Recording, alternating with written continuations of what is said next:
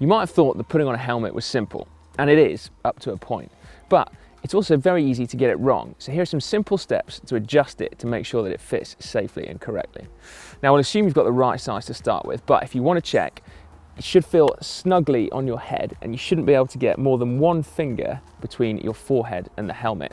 Now, most helmets will have a retention system. That's this thing at the back. You should make sure that's as loose as possible when you're checking, so that it's actually the shell of the helmet and not the retention system that's holding it in place. So you've got the right size. Excellent. Now we need to make sure that it's sitting in the right place on your head. It should be sat forward, just out of your eye line, and it definitely shouldn't be sitting on the back of your head. If you have it there, it's not going to be doing anything to help you in a crash, and it also looks really dorky.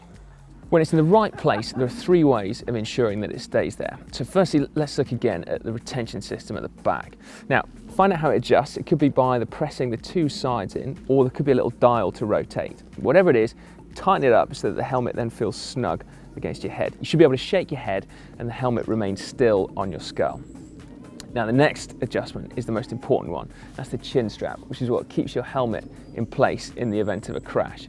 Now it's just a case of tightening the strap up to the point where you can get about 3 fingers between the strap and your chin.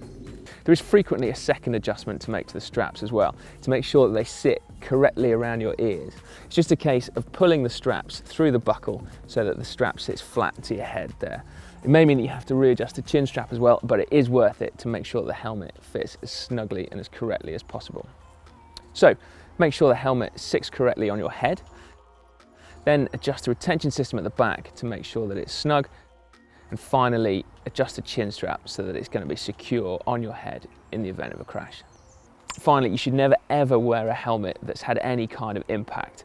So for example, this one has been involved in a crash. It saved someone's life, but it's now slightly cracked. So this is straight for the bin. As you reach the furthest point on the verge of heading back home, disaster strikes. You suffer a mechanical, a simple puncture, a loose pedal, and you have no spares with you to fix the problem.